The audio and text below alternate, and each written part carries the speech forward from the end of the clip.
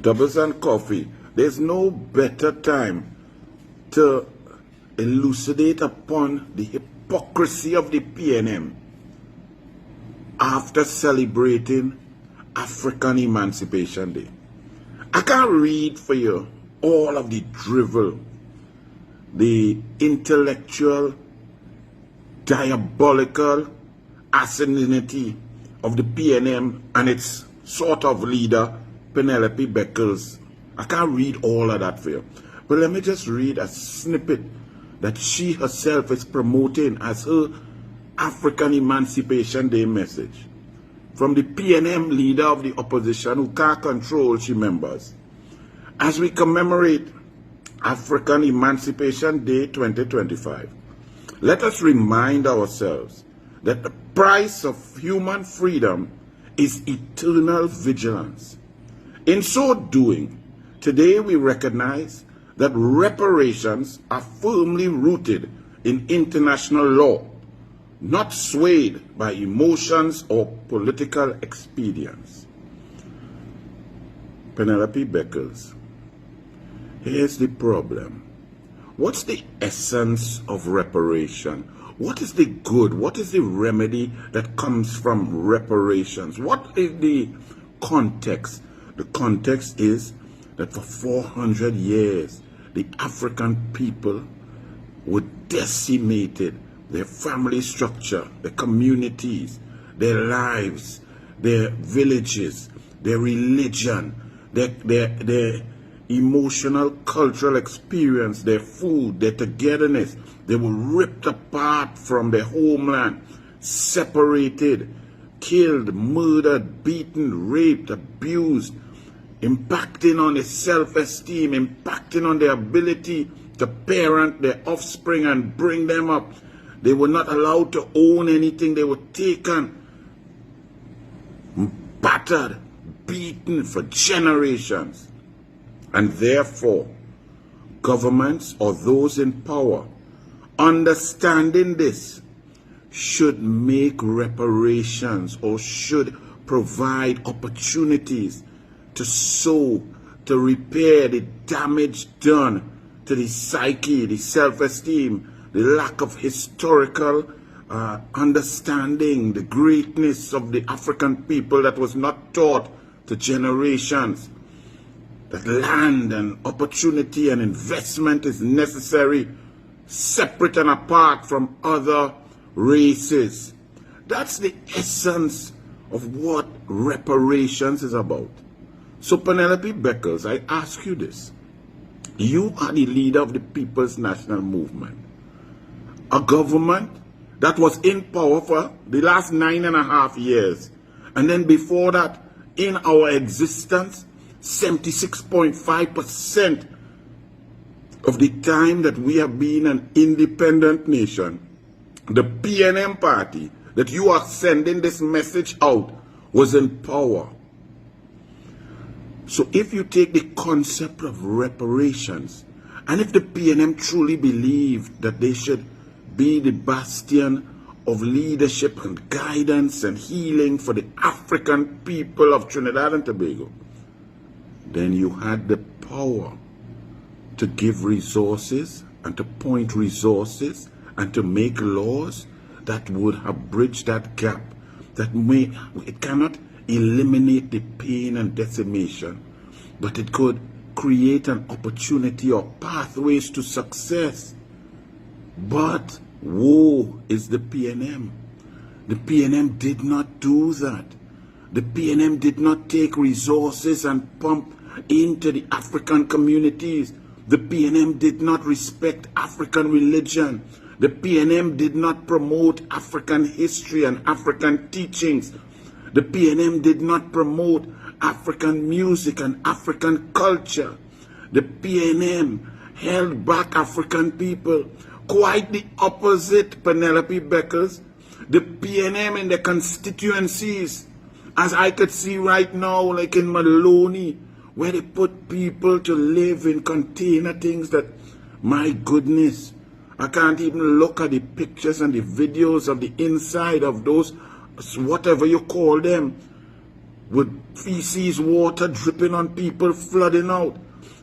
The amount of investment necessary to take care of HDC buildings in PNM stronghold areas is remarkable. But it was the PNM who controlled the treasury, who controlled the resources, who had the ability just by cabinet, just by policy, to redirect resources to the African community. So don't come and talk about reparations. Don't talk about it in such a foisted way in international geopolitics. Reparations is simple. When you have power, take the power, use the power to direct resources to those you feel and you believe in your heart were taken advantage of, were battered and beaten and killed for 400 years. The PNM did no such thing.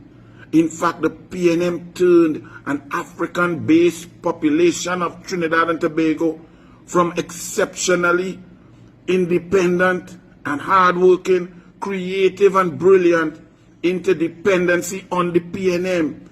The PNM is anti-African.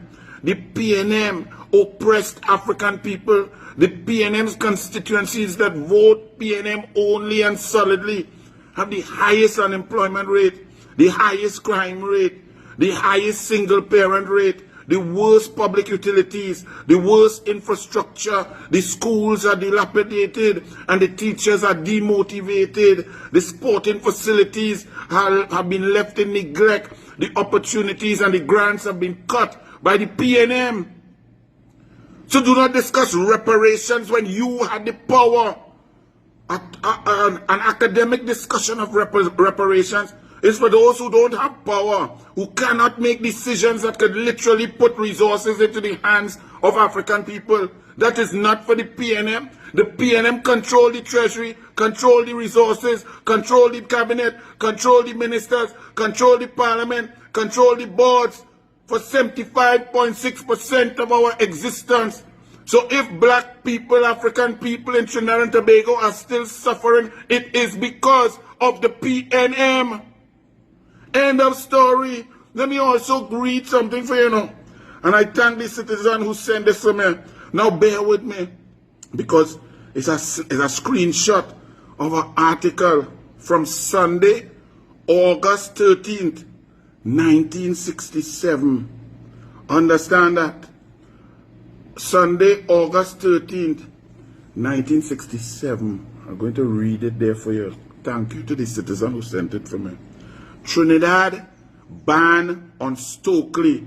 That's Stokeley Carmichael. 1967. Take your mind back. Who's in power? Who's the Prime Minister? Who's the Cabinet? Who's the government? The PNM. Dr. Williams. The PNM. Great is the PNM. Let's read this article from Sunday, August 13, 1967 in the Express. Trinidad ban on Stokeley. Immigration warned. Watch for him. Stokeley Carmichael, 26-year-old Trinidad-born leader of the Black Power movement in the United States, has been banned from Trinidad by order of the Governor General, Sir Solomon Hochul.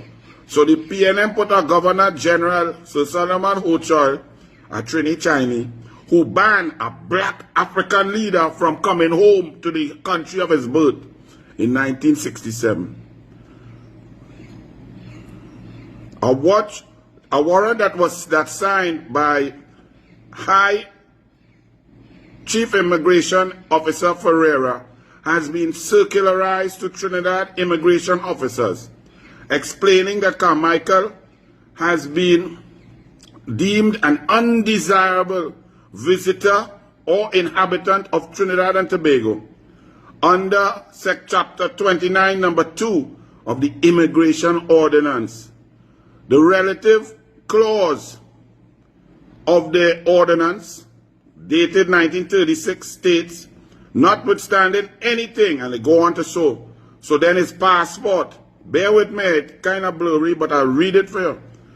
It was explained in the circular that there is the probability that the Black Power advocate may be deprived of his U.S. citizenship. So he might be deprived of his U.S. citizenship because he's fighting against them white people for black people for civil rights. And what does the black PNM do? They say, hey, all your white people out there want to ban Stokeley Carmichael for fighting for black people. You know what we going to do, this black African PNM government? We going to ban the black man too.